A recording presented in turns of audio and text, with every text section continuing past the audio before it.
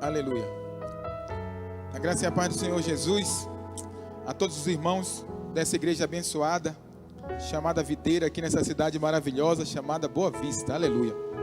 Não só os irmãos que estão presentes, mas os irmãos também que estão em casa, assistindo, compartilhando conosco esse culto abençoado, cheio da presença de Deus, através dessa transmissão, que você possa ser edificado. Oramos para que o Espírito de Deus alcance você de uma forma especial nessa noite. Não cremos que nós, em nós mesmos, temos algum poder de fazer isso, mas acreditamos pela fé que o Espírito de Deus é a vida que flui em nós e através de nós, para experimentarmos da parte de Deus aquilo que Ele separou para nós nessa noite. Todos creem assim? Diga amém. Antes de compartilhar, eu quero dar um aviso. Projeta, por favor, a imagem. Aqui nós temos o anúncio. Agora, dia 1º de julho, nós vamos estar inaugurando a nossa escola de pregadores. Amém? É um treinamento para todos os irmãos que se sentem chamados para pregar o Evangelho. O público principal para essa escola de pregadores são os membros da célula de pastores. Porém, eu quero deixar claro que não está restrito nem aos membros da célula de pastores, nem só aos homens e nem só aos membros da Igreja Videira. Tudo bem?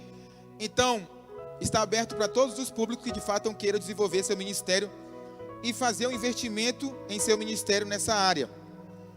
A mensalidade é um investimento no seu próprio ministério de apenas R$50 mensais. Como você vê no anúncio, o curso terá duração de 3 meses.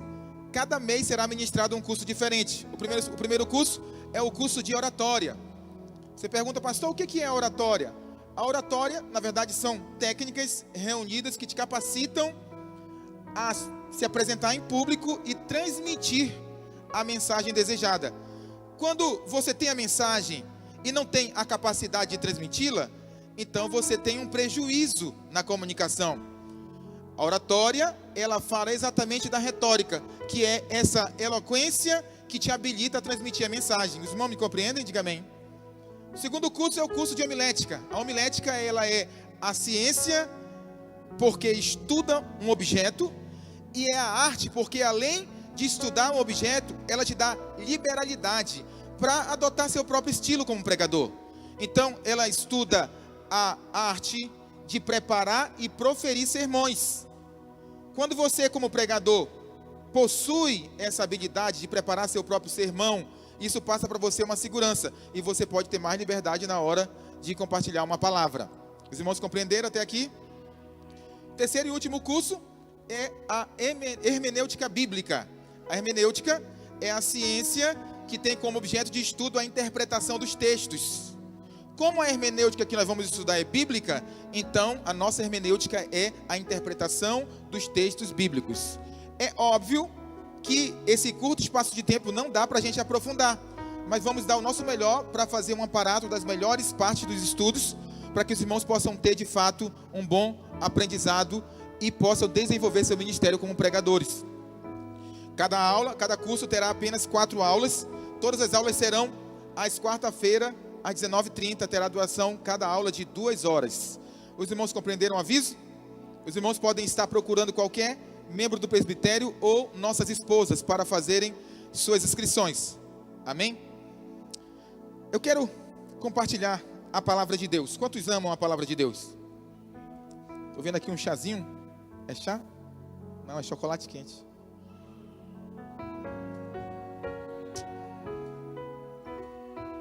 Ninguém está servido? O tema da palavra é: o dom gratuito de Deus é a vida eterna. Vamos repetir isso? 1, 2 e... A vida eterna, antes de tudo, ela é um dom. E dom significa presente. Então a vida eterna é um presente. Diga presente. Quando você dá um presente a alguém, quando especial essa pessoa para alguém é importante na sua vida, você de alguma forma espera um feedback. Não é assim? Com abraços, agradecimento, frases de obrigado, de gratidão, e principalmente em ver que a pessoa gostou do presente que você deu, tendo uma atitude prática de usar o presente. Não é assim? Então você ama aquela pessoa, você a considera, você a estima, e aí você sai da sua casa para comprar um presente, independente do preço que você vai encontrar na loja, porque a pessoa é muito importante para você. E quando você encontra aquele presente e faz aquele sacrifício, aquele esforço excomunal só para agradar aquela pessoa, entrega o presente e de repente aquela pessoa não usa o presente. Isso é frustrante, decepcionante. Com a vida eterna não é diferente. A Bíblia é quem diz: o dom gratuito de Deus é a vida eterna. O presente de Deus para nós é a vida eterna. Preste atenção. A ação, isto é, o preço que foi pago para comprar o presente, foi a morte de Jesus na cruz do Calvário. Mas o presente, meus irmãos, é a vida eterna. E nós não podemos lidar com isso de forma natural, como se isso fosse só uma mera informação. Na verdade, essa é a maior verdade do universo e deve alterar nossa perspectiva a respeito das coisas. Deve alterar nossa forma de agir, nossa forma de pensar, nossa forma de relacionar com Deus e com os homens. Existe uma vida que Ele colocou dentro de nós. Então preste atenção, dentro de você, antes de você nascer de novo, antes de você passar pela experiência da conversão, já existiam duas vidas dentro de você, que é a vida psique, que é a vida da tua alma. Por isso a ciência psicologia, que é a ciência que estuda a alma.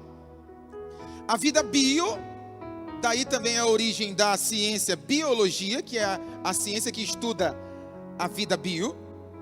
Mas quando você nascer de novo, preste atenção, Deus colocou dentro de você uma outra vida, uma vida superior, uma vida que transcende as coisas naturais, chamada Zoe, chamada vida de Deus, chamada vida eterna. E é isso que deve alterar.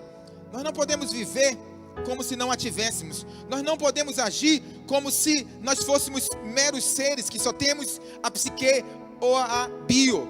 Não, existe uma vida superior. Eu lembro de um caso que aconteceu com o pastor Ricardo Guimarães, pastor da nossa igreja no Rio de Janeiro. Ele conta que ele tinha uma gata e uma cadela. Ambas ficaram prenhas e pariram no mesmo tempo. A gata, porém, morreu. Com quase todos os seus filhotes, morreram também. Mas ficou um filhotinho da gata. Não tendo opção, ele colocou aquele filhote de gato para mamar com aquela cadela. E aquele gatinho cresceu num ambiente canino. E foi gerado tal qual um cão. E todas as suas ações eram de cachorro. E você sabe, tem uma diferença enorme do gato para o cachorro, né? Tem gente que tem suas preferências, mas a nível de vida surpreendente, a do gato é superior. Gato sobe em parede, não é verdade?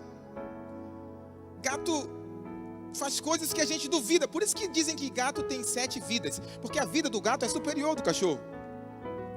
Mas aquele gato não usava essa vida, porque ele foi criado num ambiente canino. Ele desenvolveu uma mentalidade, na verdade um condicionamento de cachorro. Então quando colocava aquele gato em qualquer objeto um pouquinho alto, ele não pulava para o chão, como qualquer gato faria. Ele ficava com medo de pular. Ele não fazia coisas que gatos fazem. Eu pergunto, havia dentro dele uma vida de gato, sim ou não? Sim. Só que ele não usava. Ele tinha uma vida surpreendente de gato, impressionante de gato, mas vivia uma vida miserável de cachorro. Um gato que vivia a vida de cachorro. Isso é fato verídico. Você pode confirmar isso com ele quando tiver a oportunidade de conhecê-lo. Mas por que eu estou dizendo isso? Porque com a gente não é diferente. O maior prejuízo que nós temos hoje no reino de Deus são pessoas que receberam dentro de si uma vida superior e não a utilizam. Por que a pandemia do medo conseguiu alcançar uma grande proporção de cristãos? simplesmente porque eles estão ignorando a vida superior que o próprio Deus colocou dentro deles. Eles estão ignorando o presente pelo qual Jesus morreu na cruz para nos dar. Porque o presente é a vida eterna. O sacrifício foi a morte na cruz do Calvário. Mas aquilo foi só o preço para comprar o presente. O presente, na verdade, é a vida eterna que Ele colocou dentro de você. Os irmãos me compreendem? Diga amém. E é disso que eu quero compartilhar, utilizando o texto que se encontra no livro de Lucas, no capítulo 16, a partir do versículo 1. Não sei se vai projetar, se tem Bíblia aí. Senão os irmãos podem abrir suas próprias Bíblias.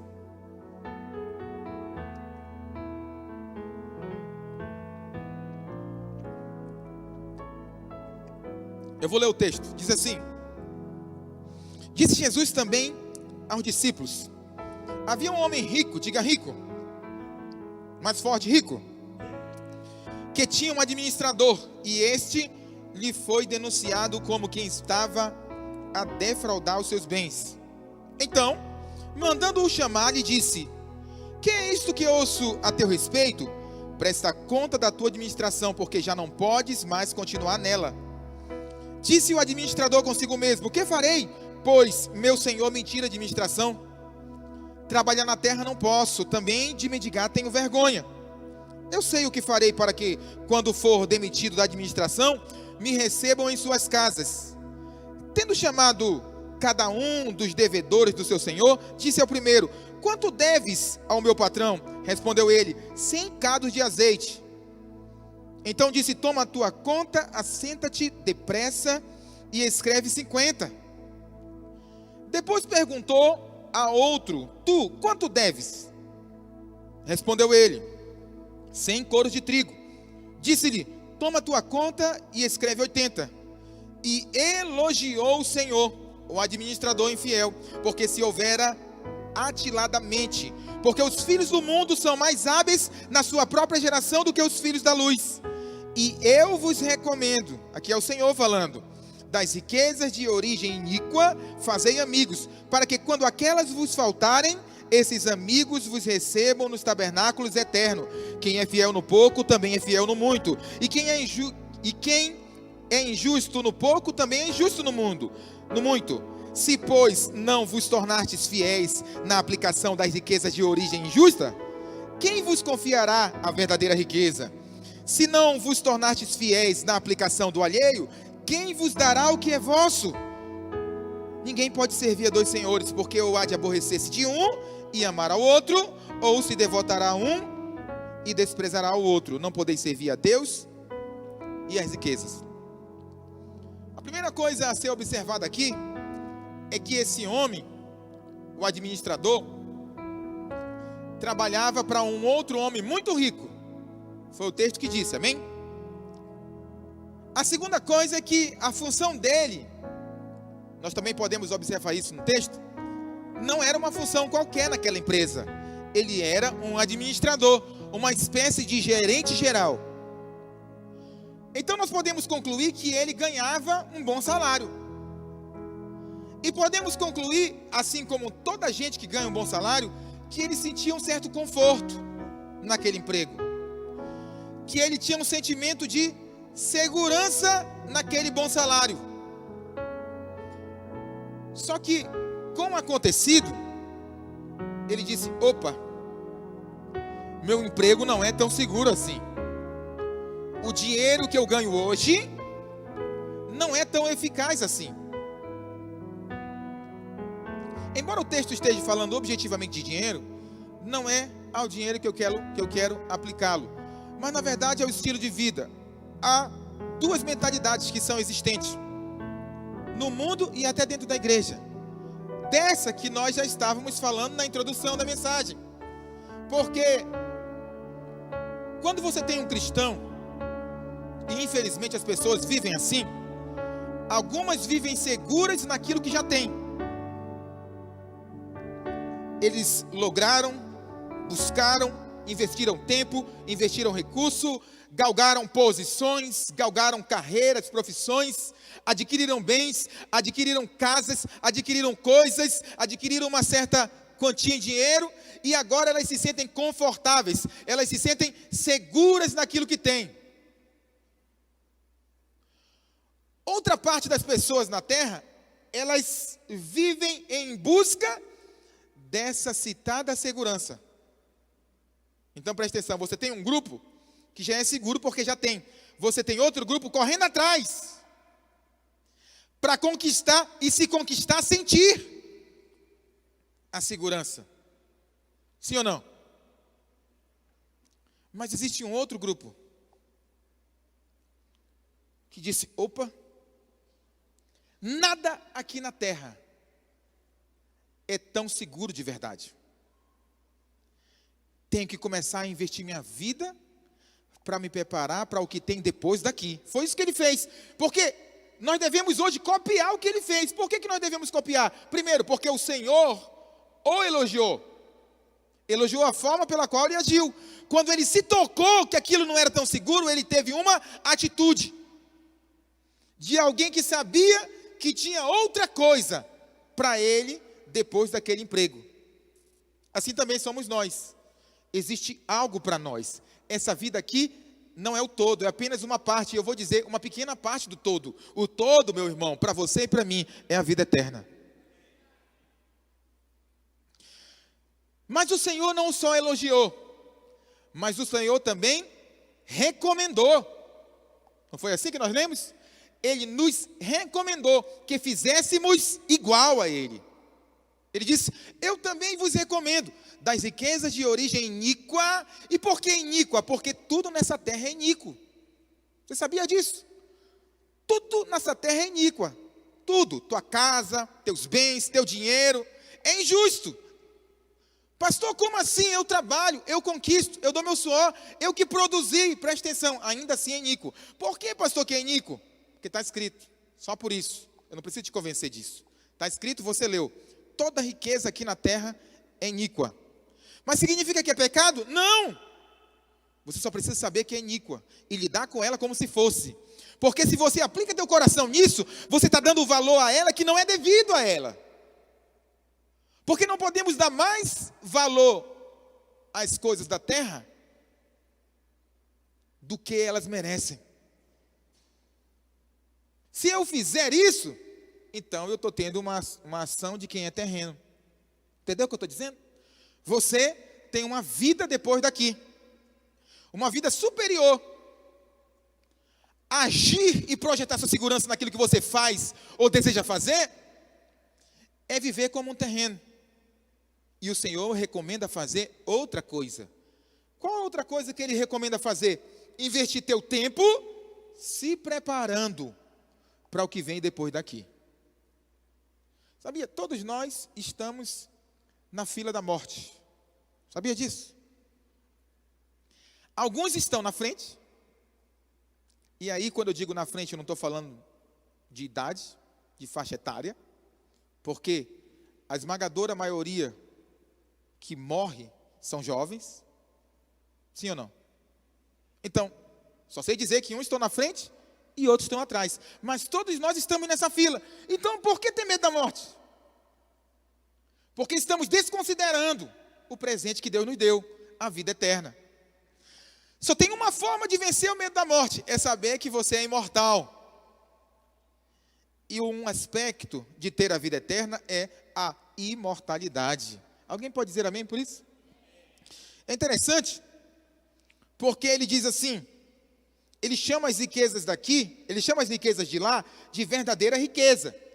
Por que ele está dizendo isso? Porque ele está dizendo que as daqui são falsas. Tudo é falso, tudo é ilusão. O homem mais rico da face da terra e mais sábio concluiu: tudo no mundo é vaidade, ilusão e correr atrás do vento. Alguém já correu atrás do vento? Difícil, né? Mas tudo na vida é igual a isso, diz a Bíblia. Tudo é vaidade, tudo é ilusão. Por isso não aplique seu coração a isso. Tudo é falso. O verdadeiro está lá. No mundo que transcende. Depois daqui. acumule tesouros lá. Alguém me compreende? A outra coisa que ele diz que é importante, ele chama as riquezas daqui de alheio e as de lá de vosso. Então, embora você trabalhe, conquiste, possua, não é teu. Como assim, pastor, não é meu? Porque está escrito, eu não preciso te convencer disso. Está escrito, o daqui é do alheio, é daqui, é da terra. Quando você nasceu de novo, a Bíblia diz, todos os quantos receberam, Deus deu-lhes o poder de serem feitos filhos de Deus. E se são filhos, também são herdeiro. Herdeiro de Deus e co-herdeiro com Cristo. Presta atenção, teu pai agora é celestial. Se teu pai é celestial, meu irmão, você também é celestial. O que é daqui, é daqui. Simples assim. Ainda que você trabalhe, ainda que você que seja o conquistador, o texto diz, não é teu, é alheio. É dos outros, é daqui. E ele diz, se você não lidar com isso da forma certa, como um dia você espera receber aquilo que é teu? Pastor, então o que é meu? O Senhor disse, ele disse, olha, eu vou e virei outra vez, porque eu vou para preparar uma morada.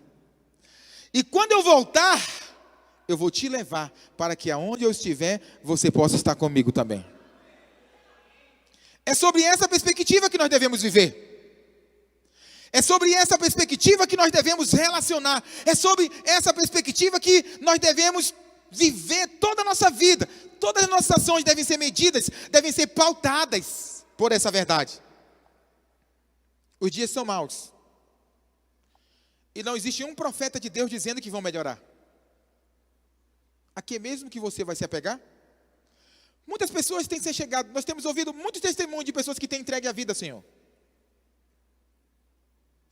Pessoas que têm tido uma atitude em relação à igreja que não tinham antes. Por que elas estão fazendo isso? Porque elas estão nessa posição do administrador. Elas perceberam que esse emprego aqui, o mundo, e o salário que elas ganham aqui não é tão seguro assim. Elas precisam fazer amigos para um outro emprego. Os irmãos estão compreendendo? Que eu não estou falando, na verdade, de emprego, eu estou falando de duas vidas, a terrena e a vida eterna. E eu vou dizer, Deus, Ele ama nos recompensar. É por isso que Ele deixou esse princípio. Toda ação que você tem, se você pauta ela, ou seja, se você mede tua ação pelos padrões eternos, há uma recompensa para você. Você sabe, recompensa é diferente de herança. Herança já é teu. Mas recompensa é algo que o Pai te dá a mais. Ele quer te dar a mais. E Ele mede isso pelas tuas ações de acordo com a forma com a qual nós lidamos nesse tempo, nessa vida. Nossas ações. Apocalipse capítulo 22, verso 12 diz isso. Ele diz, e eis que venho sem demora, e comigo está o galardão, que tenho para retribuir a cada um segundo as suas obras. E essas obras são dessas ações, pautadas naquilo que é eterno. E eu vou dizer, muitos creem em Deus. E até se apropriam de suas promessas. Mas eles se apropriam de suas promessas somente para o hoje. E isso é pequeno demais. É medíocre. Não parece com Deus. Muitas pessoas buscam o sucesso, mas um sucesso somente na medida do hoje. Deus quer que você tenha uma perspectiva de sucesso na medida eterna. Ele quer sim que você busque o sucesso, mas o teu sucesso deve ter uma repercussão eterna. Você sabe, é muito fácil ser elogiado quando você ganha sucesso sob uma perspectiva terrena. É muito fácil. Você vê alguém ali que foi consagrado o melhor em alguma área, muitos vão elogiar, e até depois que essa pessoa morrer, ela vai ser elogiada, porque ela logrou sucesso em uma área que todos admiram. Eu me lembro quando eu era estudante de música, eu estudei muito um músico chamado Charlie Parker. jazzista. Na verdade, ele foi o que gerou o bebop. Não sei se estou falando muito inglês para os irmãos aqui. Mas o bebop, ele é uma revolução do jazz. O jazz era o swing americano em uma estrutura um pouco lenta, a nível de velocidade musical. O bebop, ele é 2, 3 vezes, até 4 vezes mais veloz. Então, qual que é a história?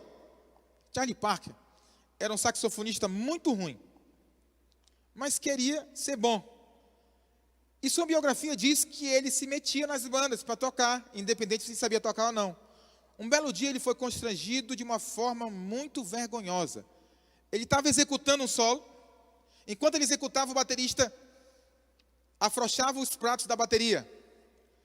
Quando ele terminou o solo dele, o baterista pegou os pratos e jogou em cima dele. Naquele dia ele entendeu que ninguém queria tocar com ele. Sabe o que ele fez? Se trancou no porão da casa dele durante 2 anos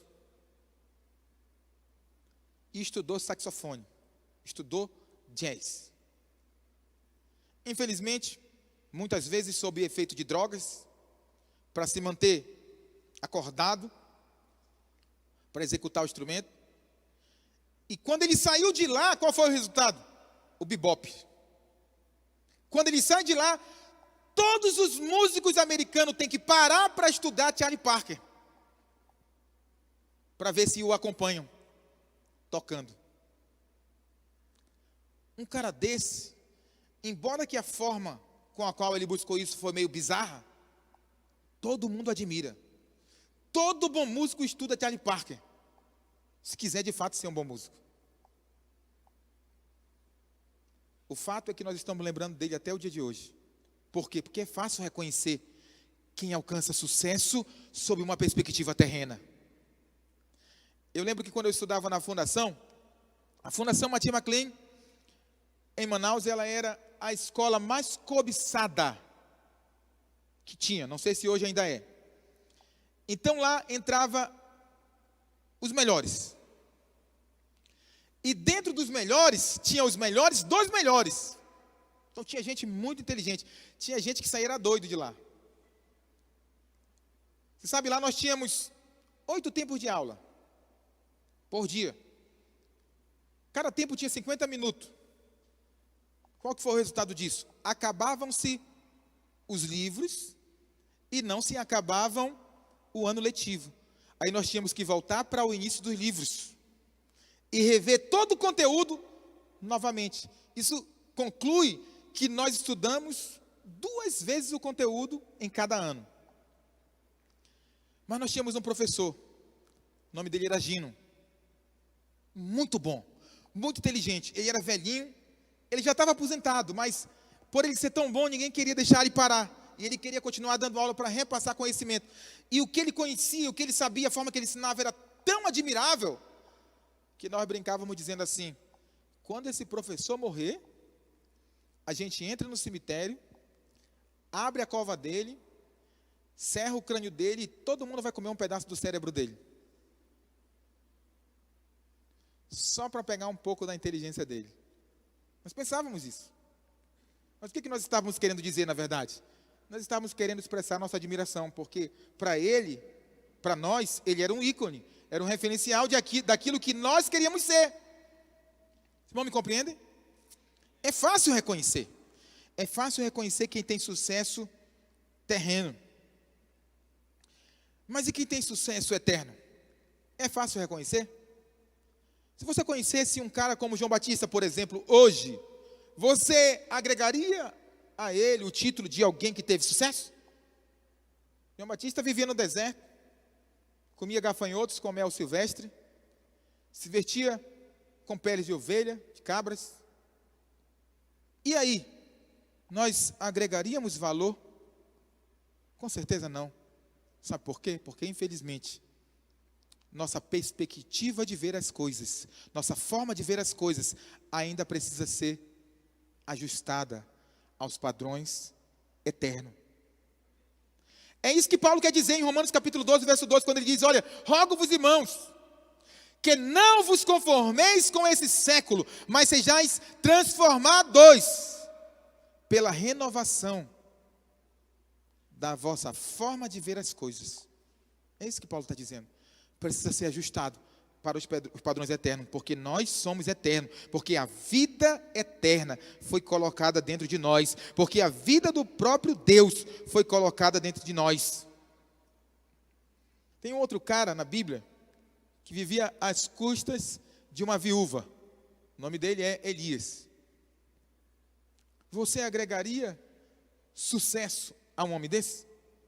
Com certeza não. No mínimo explorador de viúvas. Não é verdade? Aproveitador de indefesos. Mas Elias era um profetaço. Um profeta em cima do aço. O melhor dos profetas era Elias. Teve sucesso terreno? Na perspectiva de muitos, não. Mas com certeza ele vai estar nos primeiros lugares no reino de Deus. Entende o que eu estou dizendo? Precisa viver por isso também. O que temos que fazer? Ter uma perspectiva de sucesso eterna. Aí você vai parar a tua vida? Não, você vai continuar estudando, você vai continuar trabalhando, você vai continuar adquirindo bens, só que sob uma nova perspectiva, projetando tua segurança em outra coisa. Eu vou dizer para você, se você construir tua casa sob um fundamento falho, você está se programando para falhar. Você deve aplicar teu coração naquilo que tem substância, que tem subsídio, que tem alicerce, fundamento. E o que tem fundamento? A palavra de Deus. Amém? Precisamos construir nossa vida sob uns padrões eternos. Jó, capítulo 36, verso 26. Ele mostra como que uma perspectiva da eternidade. Diz assim: eis que Deus é grande, e não o podemos compreender. O número dos seus anos não se pode calcular. O que o texto está dizendo? Por que nós não podemos calcular o número dos anos de Deus? Porque vida eterna não é um tempo infinito. Vou repetir. Vida eterna não é um tempo infinito. Vida eterna é uma condição de existência atemporal, fora do tempo. Vocês não me compreendem?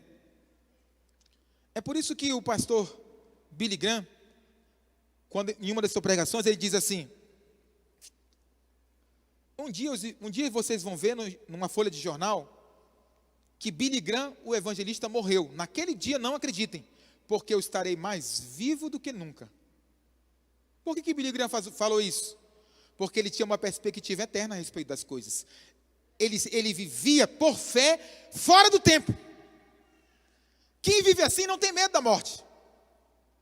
Por que você acha que os mártires e todos os apóstolos, todos os povos de todos os tempos que morreram por causa do evangelho, não morreram tristes, não morreram se lamentando, não morreram se depreciando, se diminuindo? Ao contrário, diz a história dos mártires que eles iam ante a cova dos leões, ali no Coliseu Romano, para serem tragados por leões. Eles iam cantando louvores ao Senhor e repetindo frases do tipo: chegou o dia da minha glória. Glória é sucesso. Porque a perspectiva desses homens era eterna. Eles não estavam medidos por essa medíocre contagem temporal. Então, vida eterna, a vida que Deus colocou dentro de você, transcende o tempo que nós contamos. É uma vida fora do tempo. Sabia que a própria ciência concorda com isso? A ciência diz que se você viajasse em uma máquina em uma velocidade chamada velocidade da luz, é atemporal. Você ia na Lua, em Marte, em qualquer planeta, e voltava. Quando você voltasse, você estava na mesma idade, e todas as pessoas que você conhece, ou estavam velhas, ou estariam mortas. Isso é a ciência que diz.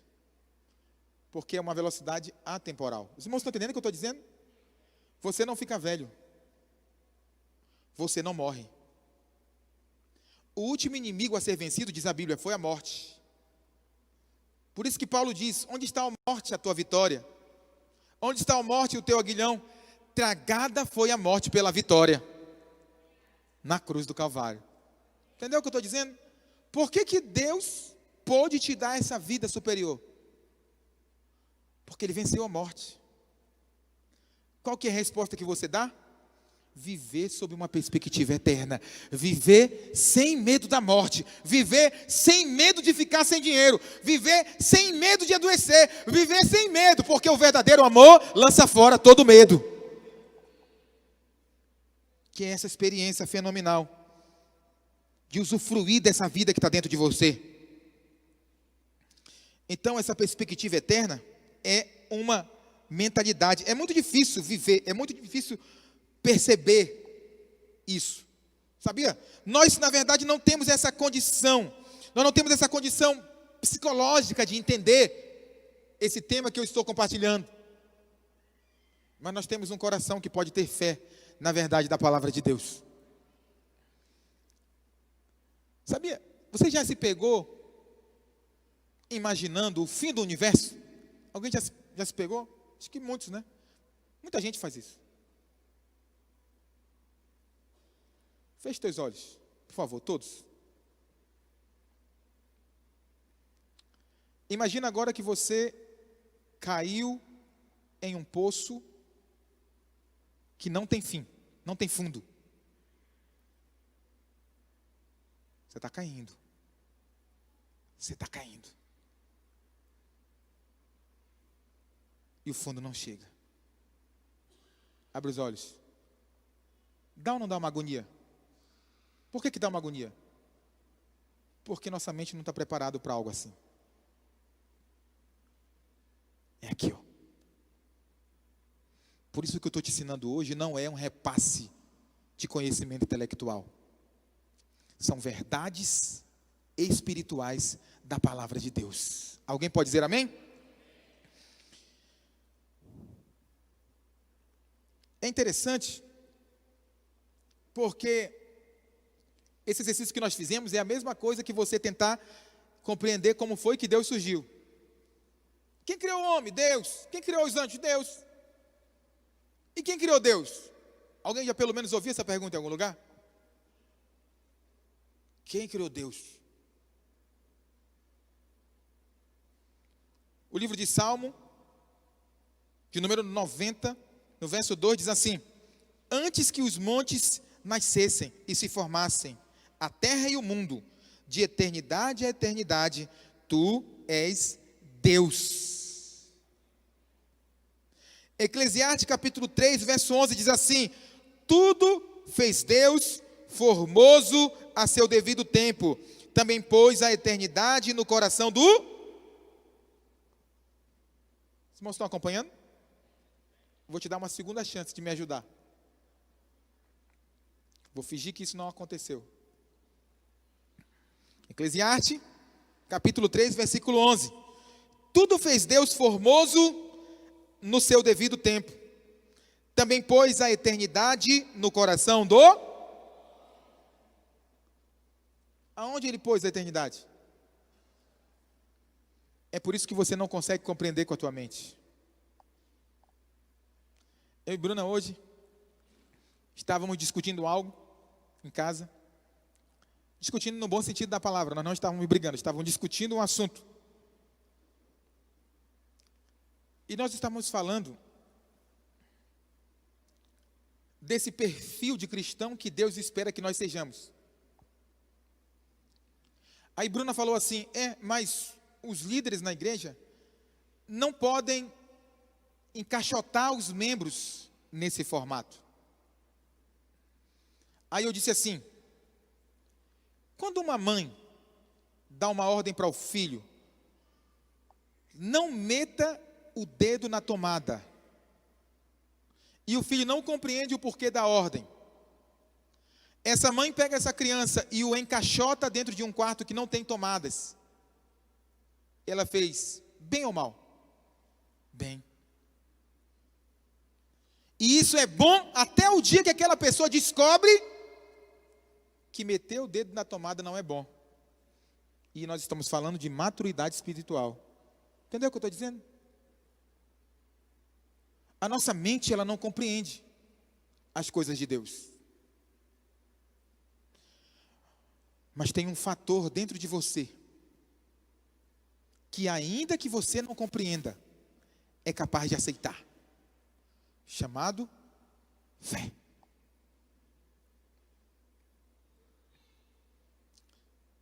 Tem uma história de um homem ateu, muito conhecido, famoso, e famoso por ter pisado na Bíblia. Então ele, além de ser ateu, ele cometeu essa ação maligna e pisou na Bíblia. E quando ele morreu, suas últimas palavras foram assombrosas para quem acreditava no que ele pregava. Na hora da morte ele disse: eu sei que estou indo para casa, mas a casa para onde eu estou indo, não sei se é a casa que eu quero ir. O que ele estava dizendo na verdade? Que ele sabia que estava indo para o inferno. É um ateu. Com a mente dele, ele dizia não a Deus. Mas o coração sabia que Deus existia. Por que isso aconteceu? Eu respondi na última leitura. Deus colocou a eternidade dentro do coração dos homens. Você já parou para estudar ciência? Sob uma perspectiva eterna e descobrir o quanto podre, medíocre ela é? O quanto ela é algo pequeno demais, mesquinho, miserável. Quando você a olha sob uma perspectiva eterna. Por que isso acontece? Porque dentro de você está a eternidade. Dentro de você está a vida eterna. Dentro de você, Ele não colocou só a eternidade criacional, mas Ele colocou a vida eterna dentro de você. E a vida eterna é a vida pela qual o próprio Deus vive. É por isso que a Bíblia diz que tal qual Ele é, nós também somos. Porque você possui dentro de você a vida pela qual o próprio Deus subsiste. E é por ela que você deve viver. É por ela que nós devemos viver. Por que esse ateu disse isso? Porque ele era insensato e dizia que Deus não existia. Mas lá no fundo, ele sabia que tinha algo além. É por isso que muitos ateus se convertem. Porque não tem explicação para as coisas se não for em Deus. E aí eu tirei aqui um trecho de um livro de um pastor chamado John Bevere, que fala disso. De que não existe coisas fora de Deus. Olha para mim. Tudo que é eterno está em Deus. Por isso você é eterno. Você é eterno. Você é eterno porque você está em Deus. Fora dele, tudo é passageiro. E eu achei o texto muito interessante e eu quero ler para compartilhar com você. O texto diz assim: a eternidade dura para sempre. Ela não tem fim. No entanto, não se trata apenas de um tempo que não acaba, uma vez que ela não está sujeita ao tempo, mas o tempo está sujeito a ela. Pensar na eternidade em termos de duração perpétua é perder a ideia geral. Para termos uma visão melhor da eternidade, precisamos olhar para o próprio Deus. Ele não é limitado em poder, sabedoria, compreensão e glória. Ele é autoexistente. Para sempre foi, para sempre é e para sempre será. Ele é chamado de Pai eterno, de Pai da eternidade, de Rei da eternidade. Tudo que é eterno se encontra nele. Na verdade, a própria eternidade se encontra nele. Tudo que está fora dele é temporal e sofrerá mudanças. Não importa o quanto tão bom, tão nobre e tão poderoso algo pareça, no final deixará de existir, se estiver fora dele. Deus é eterno, portanto, o que ele diz é eterno. Ele não pode mentir, nem o que ele diz pode ser quebrado. Se não fosse assim, tudo se precipitaria na escuridão total, pois Deus é luz e sustenta todas as coisas pela sua palavra. Nunca pôde haver mudança no que ele diz, caso contrário, ele não seria eterno. Esse é o firme fundamento sobre o qual devemos edificar nossas vidas. Muitos crentes não estão edificando suas vidas sobre o que é eterno, a palavra de Deus. Se o que ele falou não fosse verdade, então ele não seria eterno, então ele não seria Deus. Mas assim, muitas pessoas estão construindo suas vidas em cima do que ele não falou. E se você está construindo sua vida em uma fundação falha, você está se preparando para falhar. Muitos declaram sua crença em Deus e no Filho, mas aqueles com quem eles vivem, não é aqueles a quem eles declaram. Amém? Eu acho que o texto não é tão difícil assim de entender. Mas, resumindo, o que é viver a vida sob uma perspectiva eterna? É você pautar suas ações pelo que ele falou. Entendeu o que eu estou dizendo? Aí eu explicava isso para uma pessoa e ela disse assim: mas Marcelo, e o que Deus falou? Aí eu disse assim: o que ele falou está tudo escrito. E o que ele fala hoje? E aí eu disse para ela: tudo que ele fala hoje deve estar alinhado com o que está escrito. Se você pautar toda a tua vida com base nisso, no que está escrito, você vai viver uma vida sob uma perspectiva eterna. Você não vai se deixar ludibriar com discursos mundanos, sagazes, travestido de piedade, travestido de compaixão, mas cheio de veneno diabólico por trás. Você vai ter dentro de você um alinhamento do que está escrito, para ouvir vozes que estão alinhadas com o que está escrito, e escolher viver pelo que está escrito. Isso é viver sob uma perspectiva eterna. Deus já falou, e o que ele falou está registrado. E tudo que ele fala hoje está e deve estar alinhado com o que está registrado na palavra dele, na Bíblia. Os irmãos estão me compreendendo? Diga amém. Eu queria concluir, queria chamar os irmãos do louvor, podem subir, por favor. Mateus capítulo 24, verso 35, diz assim: passará o céu e a terra, porém as minhas palavras não passarão. Passará os céus e a terra, porém as minhas palavras não hão de passar. Só existe uma coisa que expressa o eterno. São as palavras do eterno. Porque as palavras do eterno são eternas também. Os irmãos estão me entendendo? Quer viver uma vida sob uma perspectiva eterna? Busquem a palavra. Pode entrar, pode. Busquem a palavra do eterno. Se encha da palavra. Deus falou e está registrado. Mas Ele quer falar com você nesses dias também. Ele quer conduzir tua vida. Ele quer que você adquira bens? Com certeza. Ele quer que você tenha coisas? Com certeza.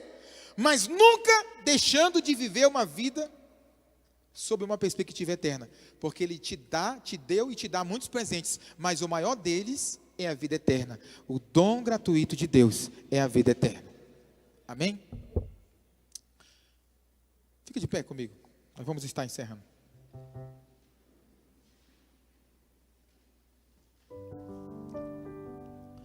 Os irmãos lembram daquela história? Já foi contada aqui algumas vezes. Um casal de missionário passou a vida inteira investindo sua vida em missões, até que eles chegaram ao tempo de serem jubilados e estavam retornando para sua casa. Quando eles chegaram na terra deles, no aeroporto, eles tinham uma expectativa de que tivesse pessoas para recepcioná-los no aeroporto. Alguém da igreja. Qual não foi a surpresa? Não tinha ninguém. Mas havia uma multidão esperando outro pessoal. Duas pessoas que estavam no mesmo voo deles, que tinham sucesso sob uma perspectiva terrena. Pessoas famosas. E tinha uma multidão para homenageá-los, esperando a eles no aeroporto. E aquilo foi um choque, foi um impacto no coração deles. E aí o diabo se aproveitou para acusá-los. Viu só? Passaram a vida investindo seu tempo, recurso, dinheiro em algo e nem valeu a pena. A mulher entrou no quarto e foi reclamar com Deus. Deus, por que isso? É muito estranho, não houve honra para nós. Uma vida fazendo missões, não houve honras. Nem uma só pessoa nos esperando no aeroporto. E ela conta que Deus respondeu assim para ela: você viu aquelas pessoas que foram recepcionadas porque chegaram na sua terra? Ela disse: sim, Senhor, eu vi. E ela conta que o Espírito Santo falou assim para ela: eles chegaram na terra deles, mas vocês ainda não chegaram. Quando vocês chegarem na sua pátria, haverá uma multidão de irmãos esperando para te abraçar. Hebreus fala disso. Hebreus capítulo 11, verso 13 diz assim: todos estes quem? Heróis da fé, homens que viveram sob uma perspectiva totalmente eterna. Todos estes morreram na fé, sem ter obtido promessas, vendo-a porém de longe e saudando-as e confessando que eram estrangeiros e peregrinos sobre a terra. Porque os que falam desse modo manifestam estar procurando uma pátria. E se na verdade se lembrassem daquela de onde saíram, teriam oportunidade de voltar.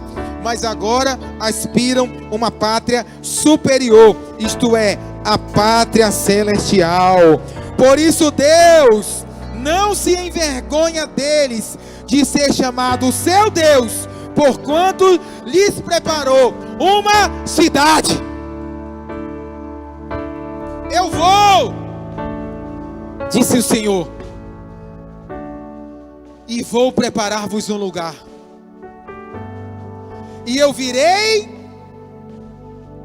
e vos levarei, para que onde eu estiver, você possa estar também. Viva a vida por essa perspectiva. Jesus preparou uma morada para você. Deus não se envergonha de você. Viva por uma perspectiva eterna. Ele preparou para você uma cidade. Aleluia. Feche teus olhos. Busque essa verdade dentro de você. Pode cantar a canção. Oh, decovanabassura de cantara. Eu quero estar perto de ti, Senhor, do teu amor. Cante isso. Sem tristeza ou dor. Eu quero ouvir vozes.